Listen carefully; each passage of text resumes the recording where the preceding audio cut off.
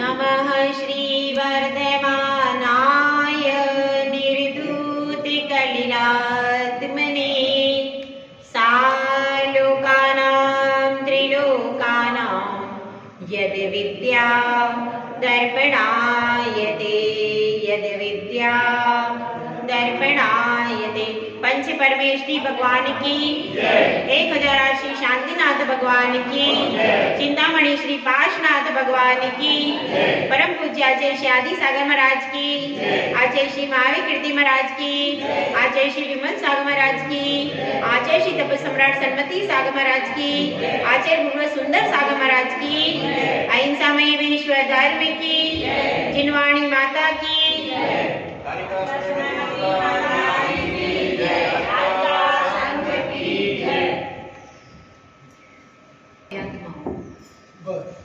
महावीर अष्टक का स्वाध्याय कर रहे हैं। स्तुति भी एक प्रकार का स्वाध्याय है।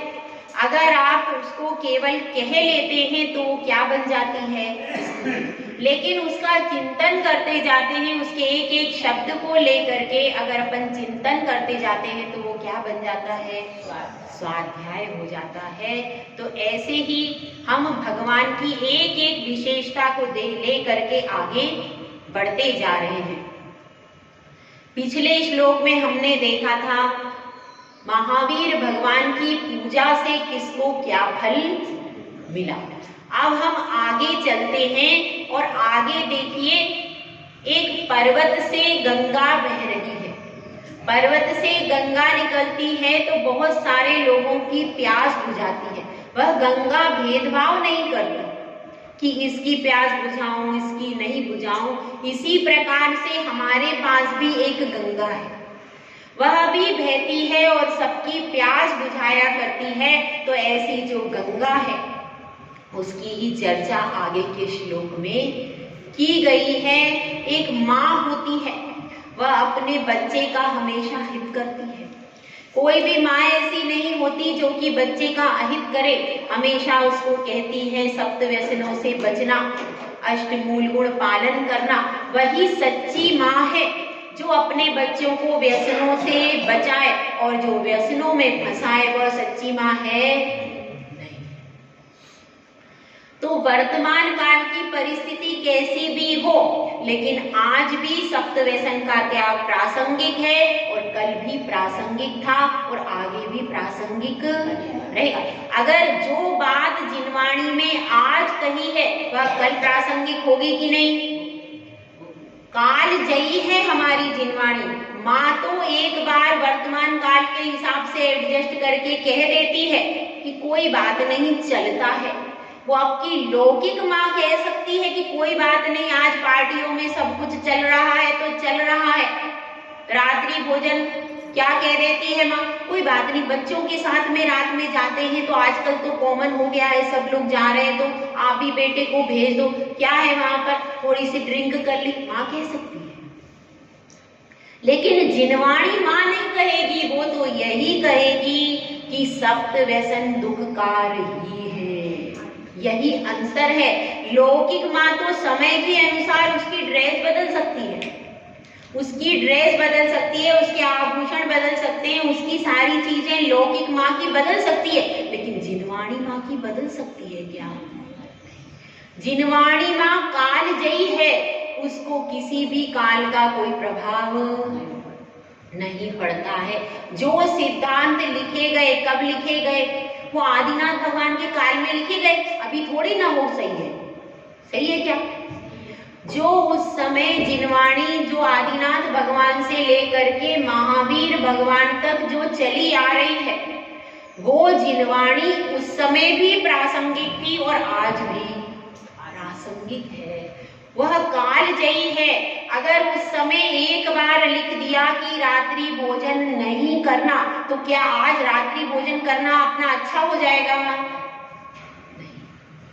आज भी हर काल में जो चीजें त्याज, एक बार लिख दिया कि इस चीज में हिंसा होती है, तो किसी भी काल में उस चीज में हिंसा नहीं हो, ऐसा होने वाला भले ही आप कितनी ही लाइट लगा लो, जितना प्रकाश रात्रि में ज्यादा करोगे उतने जंतु, उतने कीड़े उत्पन्न होंगे, उतने मच्छर उत्पन्न होंगे और वो आपकी चीजों को और विषाक्त बनाएंगे। तो इस तरह से हमारी जो कालजयी है, जिनवाणी माँ है, उसकी स्तुति के रूप में यह काव्य रखा गया है। तो सबसे पहले महावीर भगवान की विशेषता देखें कि उनके काल में जो जिनवाणी थी वो कैसी थी। सबसे पहले उनके समोसरण में प्रमुख श्रोता और प्रमुख उनका जो गणधर, दोनों की ही उपस्थिति नहीं हुई। तो 66 दिन तक महावीर भगवान की दिव्य ध्वनि नहीं खिली, तो जिनवाणी का प्रचार प्रसार एक प्रकार से रुक गया।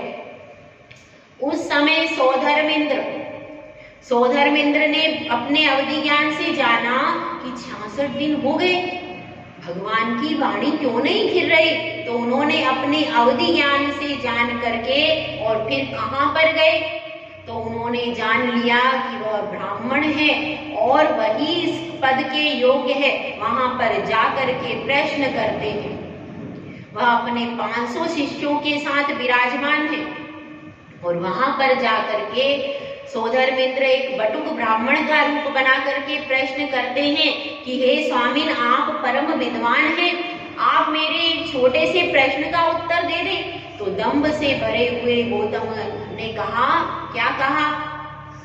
उन्होंने ये कहा कि कौन सा प्रश्न है, मैं तो चुटकियों में उत्तर दे दूंगा, आप एक बार पूछिए। और जब वे पूछते हैं 6 द्रव्य कौन से हैं, 7 तत्व कौन से हैं, पंचास्तिकाय क्या है, 9 पदार्थ क्या है, इतना सा बता दो मुझे।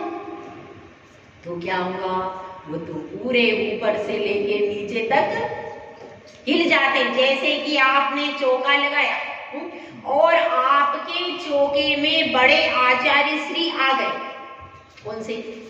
आचार्य वर्धमान सागर महाराज या आचार्य विशुद्ध सागर महाराज, कोई भी बड़े आचार्य, आपको उम्मीद भी नहीं थी और आपने ज्यादा आइटम भी कुछ नहीं बनाया। मतलब लगभग लग रहा है कि जैसी आचार्य श्री की व्यवस्था होनी चाहिए हमारे चौके में है ही नहीं।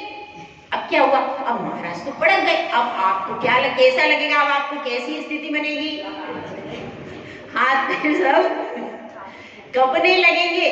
तो ऐसी स्थिति, अब उन्होंने ऊपर से तो कुछ दर्शाया नहीं, लेकिन अंतरंग से उनको झड़के, मैं इतना ज्ञानवान हूं, मेरे ये 500 शिष्य बैठे हैं, गुरु अगर अकेले में हो तो फिर कोई बात नहीं, लेकिन मेरी इंसल्ट हो जाएगी, क्योंकि 500 शिष्य क्या कहेंगे, मेरे गुरु को कुछ नहीं आता।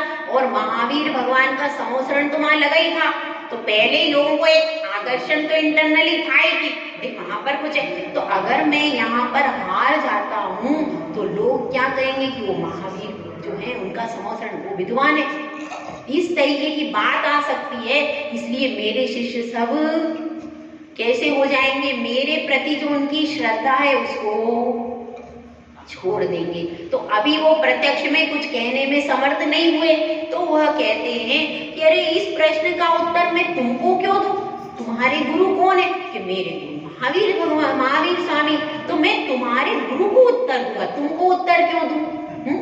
तो मैं तुम्हारे गुरु को ही जाकर के उत्तर दूंगा। वो तो चाहते ही थे कि ये तो वहां पहुंचे, इनका कायाकल्प हो जाएगा। और वे वहां से निकलते हैं, वहां से जाकर के सब वहां पर पहुंचते हैं। जैसे ही समोसरण में जाते हैं और मान स्तंभ में वीतराग प्रतिमा का दर्शन करते ही उनको लगता है दृष्टम जिनेन्द्र भवनम भवतापहारी। उन्होंने जैसे ही जिनेन्द्र भगवान का भवन देखा, वैसे ही उनको लगता है कि क्या मेरे तो संसार का ताप मिट गया, और ऐसी श्रद्धा वहां पर उत्पन्न हो गई। प्रथमोक्षम सम्यक दर्शन उन्हें वहां पर उत्पन्न हो गया। तो यहाँ पर अपनी बात चल रही है। यहाँ देखिए, किसी भी तीर्थंकर की वाणी 66 दिन तक नहीं गिरी, ऐसा प्रकरण कहीं है क्या? तो ये यहाँ विशेषता है, 66 दिन तक वाणी नहीं गिरी। फिर सौधर्मेंद्र जाके और उनको लेकर के आए, मतलब दूसरे जो गणधर हुए हैं उनको लाया नहीं गया, वो खुद आए हैं, खुद दीक्षा ली, लेकिन इनको लाया गया है। ये यहाँ की विशेषता है, इनको लाया गया। और वे जो भी थे वो उनके परिवार के कुल के ही थे, बाहर से दूसरे कुल के दूसरी जगह से नहीं लाया गया, लेकिन इनको दूसरी जगह से लाया गया है। और मिथ्या दृष्टि थे जब पहले से, ऐसे भी कोई गणधर नहीं है, ये पहले से मिथ्या दृष्टि थे, पूरा इन्होंने एक क्षण में कन्वर्ट किया। तो ये सारी विशेषताएं केवल महावीर भगवान के संवत्सरण में हुई है। तो उनकी दिव्य ध्वनि खिरने के पूर्व ये सारी घटनाएं, उन जिनवाणी के पहले की घटना। तो उनकी फिर वहां पर जाकर के भगवान के दर्शन किए, और दर्शन करते ही उन्होंने वहीं पर केशलोच करके दीक्षा ले ली। जब दीक्षा ली तब भगवान की दिव्य ध्वनि घिरने लगी। तो क्या प्रश्न आया? तो पहला प्रश्न हुआ कि हे भगवान, आपकी दिव्य ध्वनि क्यों नहीं घिरी? हम शिष्याभाव, मेरे शिष्य का अभाव था। और शिष्य के अभाव में गुरु कैसे बोले, किससे बोले? जब शिष्य होता है वही वाणी को झेल सकता है, सामर्थ्य भी तो चाहिए। बिना सामर्थ्य के कोई भी वस्तु दी नहीं जा सकती। जिस बच्चे में डॉक्टर बनने की क्षमता नहीं है, दिमाग नहीं है अच्छा, वह डॉक्टर बन पाएगा क्या? उसको डॉक्टर की आप पढ़ाई करा दो, कॉलेज में एडमिशन करा दो, उसका दिमाग अच्छा तो पढ़ पाएगा? नहीं बन पाएगा। हर व्यक्ति में डॉक्टर बनने की क्वालिटी नहीं होती, इंजीनियर बनने की क्वालिटी भी हर में नहीं होती, सबकी अलग अलग होती है। उसी प्रकार से उनके शिष्य भी ऐसे योग्य हों जो दिव्य ध्वनि को झेले, क्योंकि साधारण शिष्य का काम नहीं। आजकल तो साधारण शिष्य से काम पर चल जाएगा। क्यों?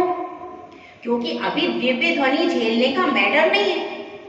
उनको तो ऐसा शिष्य चाहिए जो दिव्य ध्वनि को ओम, क्योंकि उनको बोलना पूरा है ही नहीं ना।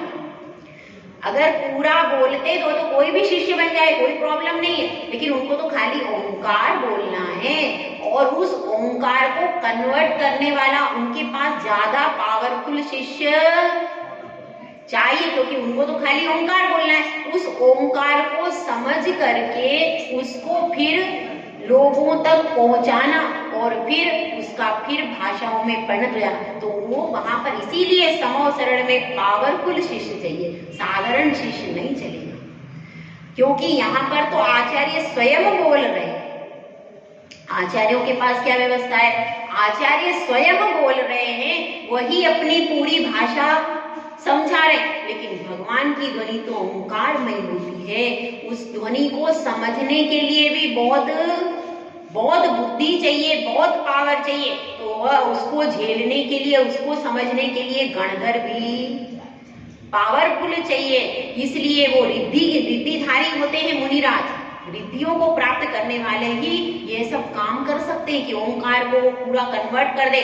और फिर इतने सारे वहां पर बैठे हैं संवत्सरण में, कुत्ता, बिल्ली, शेर, हाथी, सबके प्रश्न जो हों वो उसमें समाधान अपने आप हो जाता। तो ये इसलिए वहां पर गणधर पावरफुल चाहिए, साधारण मुनि से काम, इसीलिए भगवान रुके रहे। फिर वो पावरफुल गाए और फिर उनके द्वारा आगे का कार्य शुरू हुआ। ये महावीर भगवान की दिव्य ध्वनि जिनवाणी का वहां से प्रारंभ हुआ। फिर उसके बाद एक और विशेषता है कि श्रेणिक राजा ने 60,000 प्रश्न पूछे।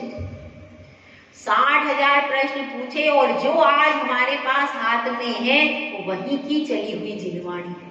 देख लीजिए आप, जिनवाणी में लिखा है। वहां पर गए महावीर भगवान के संवत्सरण में, श्रेणिक राजा ने पूछा, भगवान ये क्या है, भगवान ये कैसे है, भगवान पांडवों का वृतांत सुनाइए। जो भी कुछ निकला है, जो आज हमारे हाथ में है, वह कहाँ से आया है? पूरी वही जिनवाणी है। 60,000 प्रश्न जो श्रेणिक ने पूछे हैं, उन्हीं 60,000 प्रश्नों के उत्तर स्वरूप सारी जिनवाणी लिखी गई। अगर वो श्रेणिक राजा नहीं पूछता तो इतनी विशाल जो कथाएं हैं अपने पास, इतना विशाल जो निरूपण है, वह मिलता नहीं। इसीलिए उन्हीं का उपकार, श्रेणिक राजा का भी उपकार है, गौतम गणधर का भी उपकार है, महावीर भगवान का तो है ही, क्योंकि वो तो मूल थे। अगर वो ही नहीं होते तो आगे का क्या होगा? तो इस तरह से बहुत सारे लोगों का उपकार है, तब यह जिनवाणी रची गई है। तो अपन उस श्लोक को पढ़ करके स्तुति करते हैं।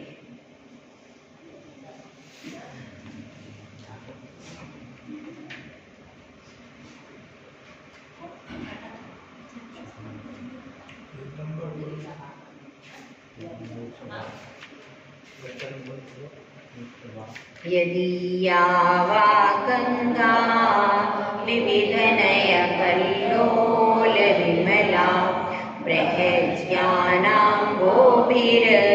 जगति जनतां या स्नपयति इदानीमप्येषा बुधजनमरालयेह परिचिता महावीर स्वामी नयन पथगामी। यदिया मतलब जिनके, वचनों की, यदिया लिखा है ना, यदिया यानी जिनके, वा गंगा यानी वचन रूपी गंगा। एक गंगा लौकिक होती है, गंगा कई प्रकार की है। एक गंगा लौकिक होती है जो आप लोग देखते हैं, यहाँ पर उस गंगा की बात नहीं चल रही। एक गंगा नाम की देवी होती है। कहाँ पर होती भाई? कहाँ पर होती है? भवनवासिनी देवी है गंगा नाम की। वह गंगा और हिमवान पर्वत से गंगा नदी निकलती है। उस गंगा नदी निकलती है तो उसमें गोमुख है, गोमुख से वो गंगा नदी गिरती है और उसके नीचे गंगा देवी का महल है। उस महल के ऊपर भगवान की प्रतिमा है और वह गंगा नदी जब निकलती है तो उस भगवान की प्रतिमा के सिर पर अभिषेक करते हुए नीचे वह जल जाता है। तो वह भी जल पवित्र है। क्यों? क्योंकि उस भगवान का प्राकृतिक रूप से ये रचना है, प्राकृतिक रूप से रचना है और उनके सिर पर से वह जल नीचे आता है। तो ऐसे वह उस हिसाब से भी अपन समझ सकते हैं कि वह गंगा भी पवित्र है। क्यों पवित्र है? कि अनंत भगवान का अभिषेक करते हुए आज भी ये सब रचना कहाँ पर है? यहाँ पर खर भाग और पंख भाग जो बताया है, वहां पर जहाँ पर भवनवासी देव रहते हैं वहीं पर उसकी रचना। आप सब जब देवगति में सब चले जाना, वहां से देख लेना सब कुछ। हमारे तो आगम में आता है, त्रिलोकसार में कई जगह इसका चित्र बना हुआ है, उसके आधार पर बता रहे। तो एक तो वह गंगा नदी है, तो वह तो केवल जिनेंद्र भगवान के सिर पर पड़ती है और गंधोदक के रूप में बन जाती है। इसके अलावा यहाँ पर जो बात चल रही है, इसीलिए लिखा है कहीं उस गंगा का प्रसंग ना आ जाए, इसीलिए क्या लिख दिया? यदिया वा गंगा, वचन रूपी गंगा। विविध नए कल्लोल विमला, और उसमें लहरें भी उठती हैं, क्योंकि सागर और नदी जो है उसमें लहरें उठती ही हैं। तो इसमें लहरें किस टाइप की हैं? इसमें जो लहरें हैं वे लहरें किस तरह की हैं? उसमें विविध नयों की लहरें हैं, निश्चय ने, व्यवहार ने, इन सब की नयों की, नैगम, संग्रह, व्यवहार, रुजु, सूत्र, समवीर, गुण एवं बुध आदि कई कई नयों की लहरें उसके अंदर है। किसमें? जिनवाणी। और उसी की लहरों से कल्लोल विमला, बहुत निर्मल नदी है। ऐसा नहीं, क्योंकि नदियों में आप देखेंगे कूड़ा भी रहता है, उसमें लोग नहा भी लेते हैं, उसमें तरीके से गंदगी रहती है, कपड़े भी धो लेते हैं। लेकिन इस नदी में, यह नदी बहुत पवित्र नदी है। और इसमें कौन नहाता है? बृहज ज्ञानाम भूभि, बहुत सारे ज्ञान रूपी क्या है वहां पर? हंस। बहुत सारे ज्ञानाम भूभि, जो कि ज्ञानी जीव हैं, वो उसमें जयति जनताम या स्नपयति, और वह उनके पापों का प्रक्षालन करती है। किसके? जो भी जनता है, बहुत सारे लोगों के पापों का प्रक्षालन करती है। पर उसमें जैसे लौकिक जल से आप स्नान करते हो, वैसे इससे स्नान नहीं करते। यह तो अंतरंग के पापों से आपको निवृत्ति कराती है। तो तो अब इसमें यही बताया है कि लौकिक गंगा तो बाहर के जल से आपकी शुद्धि करती है, या अंतरंग में ज्ञान रूपी जल जो है उस ज्ञान रूपी जल से आपकी आत्मा की शुद्धि। बहिरंग जल से शरीर की शुद्धि होती है, अंतरंग जल से आपकी आत्मा की शुद्धि होती है। इदानीम अप्येषा बुद्धजन मरालय परिचिता। इदानीम यानी आज भी, इसके द्वारा, ऐशा बुद्धजन मरालय, और बुद्धजन यानी ज्ञानी जन, मरालय यानी हंस, हंस जो है परिचिता। इससे कौन परिचित है? ज्ञानी जन रूपी हंस ही इस गंगा से परिचित होते हैं। गंगा में कौन रहता है? गंगा में लहरें रहती हैं, गंगा में हंस रहते हैं। तो उस गंगा में जो हंस रहते हैं वह कैसे हंस हैं? ज्ञानी हंस रहेंगे। अज्ञानी हंस तो उसमें जाएगा ही नहीं। वह शुद्ध गंगा है, नैरूपी शुद्ध गंगा है, तो उसमें रहने वाला भी विशेष ज्ञानी जो है, मरालय यानी हंस, उससे परिचित है। अपन लोग तो अपरिचित हैं। उसके द्वादशांग वाणी रूपी जो ज्ञान कल्लोल है, उनसे अपन पूरे परिचित कहाँ हैं? अपन तो उसके मात्र एक अंश से ही परिचित नहीं हो पाते, क्योंकि अभी पूरा आगम तो अपने को उपलब्ध ही, एक अंग को भी पढ़ नहीं पाते। पूरे जीवन भर भी आप प्रयास करो तो एक भी पुस्तक रिपीट नहीं हो। अगर कोई 40-50 साल भी रेगुलर पढ़े ना, तो भी पुस्तकें इतनी, और उसको समझना भी है तो समझने का प्रयास करे तो भी अपना आगम पूरा, एक भी पुस्तक रिपीट भी नहीं हो। इतना आगम अध्ययन है, इतना ज्ञान अभी भी उपलब्ध। जर्मनी में भी अपने शास्त्र रखे हुए, यहाँ पर भारत के भी शास्त्र आप चाहो तो पूरे नहीं पढ़ पाओ, इतने शास्त्र हैं। तो यह सब क्या है? इसीलिए इससे परिचित कौन है? ज्ञान रूपी हंस परिचित हैं। और ऐसी जो जिनवाणी है, ऐसी जिनवाणी के बारे में यहाँ पर बताया गया है। हम क्या जानते हैं जिनवाणी के बारे में? हमारी जिनवाणी की क्या विशेषताएं हैं? हमारी जिनवाणी की सबसे बड़ी विशेषता है पूर्वापर विरोध से रहित। जो बात पहले कह दी है, भले ही 100 साल बाद दूसरे आचार्य ने कही, लेकिन वह उस आचार्य की बात को काटेगा नहीं। पूर्व में जो कहा है, बाद में भी उसका विरोध। अगर एक आचार्य ने लिख दिया है कि रात्रि भोजन का त्याग करना चाहिए, तो दूसरा कोई भी आचार्य ये नहीं लिखेगा कि रात में भोजन करने में कोई दोष। ऐसा होता है क्या?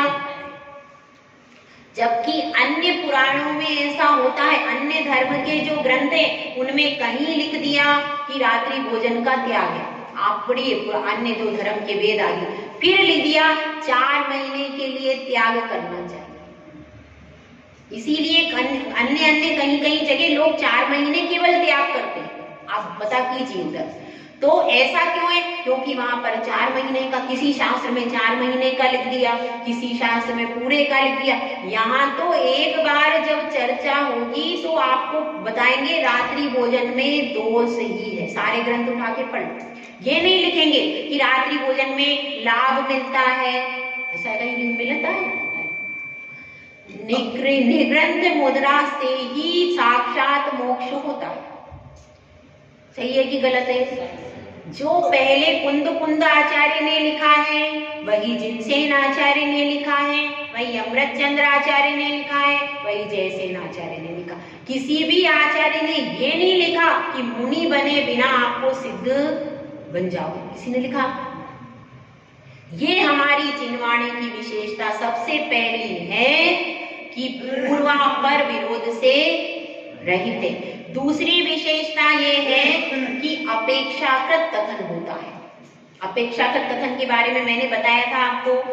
वस्तु अनेकांतमय है, तो उसके एक एक पक्ष का कथन होगा एक बार, मगर वो अपेक्षाकृत होगा। शुद्ध निश्चय की अपेक्षा से सभी संसारी जीव सिद्ध के समान शुद्ध है। व्यवहार की अपेक्षा से जीव कर्मों से बंधा हुआ है। असद्भुत व्यवहार नहीं की अपेक्षा से ये घर तुम्हारा है, पत्नी तुम्हारी है, ये किसकी अपेक्षा, ये कौन कहेगा? हर अपेक्षाकृत कथन है, सर्वथा सर्वदा कुछ भी नहीं। अपेक्षाकृत कथन केवल और केवल हमारी जिनवाणी में ही मिलते हैं और कहीं आपको स्यादवाद और अनेकांतवाद जैसे नाम ही नहीं मिलेंगे। ये हमारे शासन की सबसे बड़ी विशेषता है। और तीसरी विशेषता है अहिंसा को सूक्ष्म से सूक्ष्म रूप में पालन करना सिखाती है, तो हमारी जिनवाणी सिखाती है। पालन तो कई जगह होता है, लेकिन अहिंसा का सबसे सूक्ष्म से सूक्ष्म पालन कहाँ होता है? जल के जीव किसको दिखते हैं? फिर भी पानी छानो, चलते फिरते जीवों को तो कोई और भी बचा लेगा, लेकिन यहाँ पर तो कहते हैं जीव हो या नहीं, पिच्छी से मार्जन करना ही है, क्योंकि तीनों लोक में सूक्ष्म जीव थर्डासस भरे हुए हैं, सूक्ष्म निगोदिया जीव। तो इसलिए सूक्ष्म से सूक्ष्म जीव की भी हिंसा नहीं करना चाहिए। यह उपदेश किसके लिए? सबके लिए है। और इसीलिए श्रावक में भी बताते हैं कि पानी छान करके पियो। अब उसमें कोई त्रस जीव नहीं भी दिख रहा है तो भी आपको क्या बताते हैं? नहीं, छान करके ही पीना। तो नहीं दिख रहा है तो भी आपको क्रिया वैसी करनी है। यही जिनवाणी की विशेषता है, सबसे सूक्ष्म रूप से पालन करना सिखाती है। और क्या विशेषता है? और यह विशेषता है कि यहाँ पर मोक्ष मार्ग की अपेक्षा ही सारे कथन है, संसार मार्ग की अपेक्षा कोई कथन नहीं है पूरी जिनवाणी में। मोक्ष मार्ग का ही निरूपण करेंगे। हाँ, श्रावक धर्म और मुनि धर्म दो ही मुख्यता से कथन मिलेंगे, तीसरा कुछ नहीं, तीसरा रास्ता कोई है ही नहीं। यहाँ पे श्रावक की एंट्री कहाँ से होगी? सप्त व्यसन का त्याग करो, अष्टमूल गुण पालन, आपकी एंट्री हो, ये एंट्री का टिकट है। उसके बाद फिर आप आगे आगे बढ़ते रहो।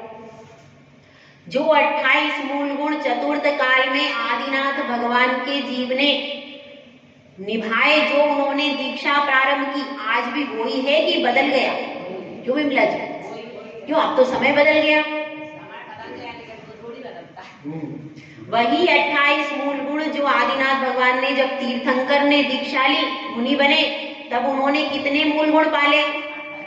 अब वाले कितने पाल रहे हैं? क्यों? उसमें परिवर्तन क्यों नहीं हुआ? तुम्हारे तो सब परिवर्तन हो गए। तुम तो रात्रि में भोजन शुरू कर दिया, बाहर का होटल का खाने लगे, तरह तरह से जाने लगे, ड्रेसें भी बदल गई, साड़ी चली गई, और क्या क्या आ गया। इधर से जो पुरुष थे उनकी भी धोती कुर्ता पहले पहनते थे, और क्या पहनते थे? अब पैंट शर्ट पहनने लगे। तो ड्रेस आप लोगों की भी बदल गई, उनकी भी बदल गई, लेकिन हमारा तो कुछ चेंज ही नहीं। हम तो वही पहले साड़ी पहनते थे, पहले भी मुनि दिगंबर होते थे, पहले आरिकाएं भी वही साड़ी पहनती थी, हमारा तो चेंज ही नहीं हुआ। धर्म हर काल में, हर देश में सिद्धांत नहीं बदलते हैं। जो नहीं बदलता है वही धर्म है, वही स्वभाव है।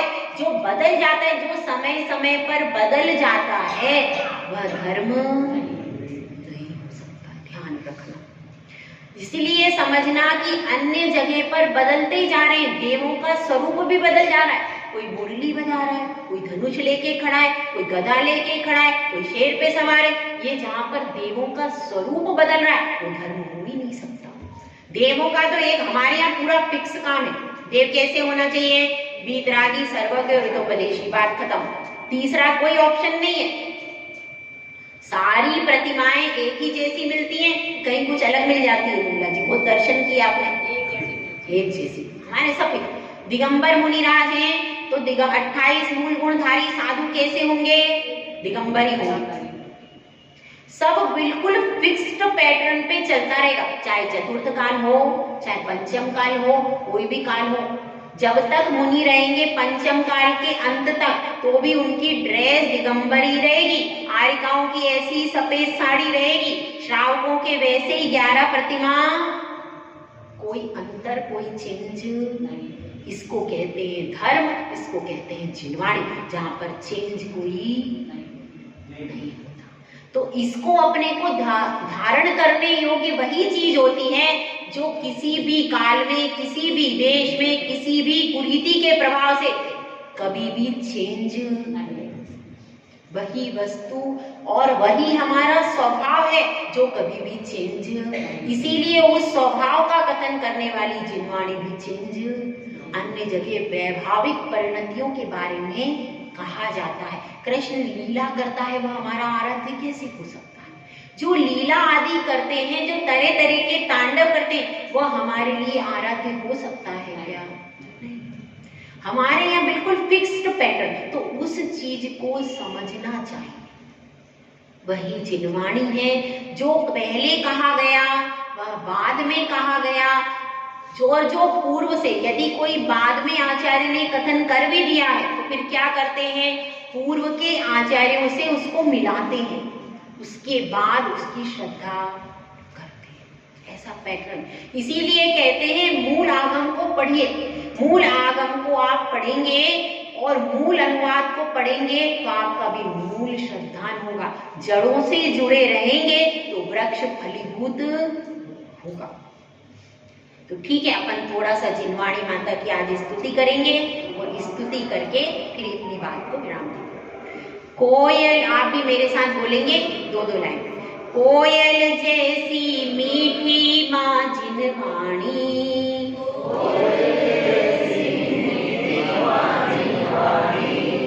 शीतल है जैसे झरने का पानी,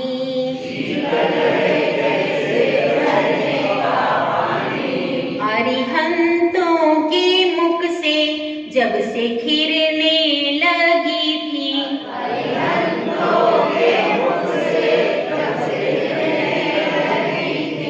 गणधरों के वचन में ये निखरने लगी थी,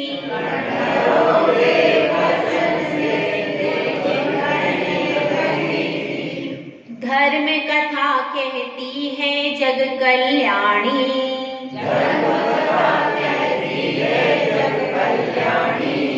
कोयल जैसी मीठी माँ जिनवाणी,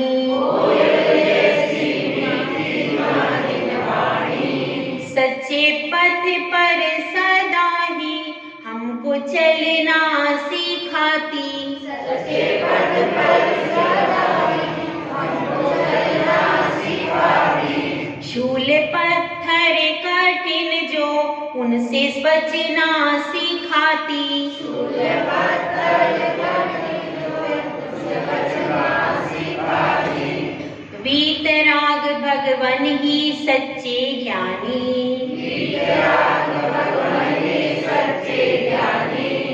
कोयल जैसी मीठी माँ जिनवाणी,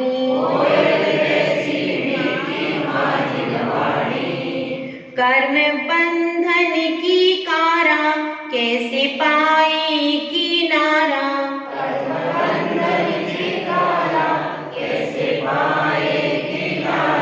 शील संयम की धारा सदा देती सहारा,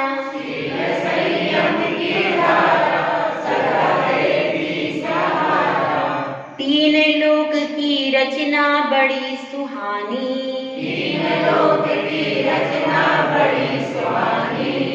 कोयल जैसी मीठी माँ जिनवाणी, शीतल है जैसे झरने का पानी,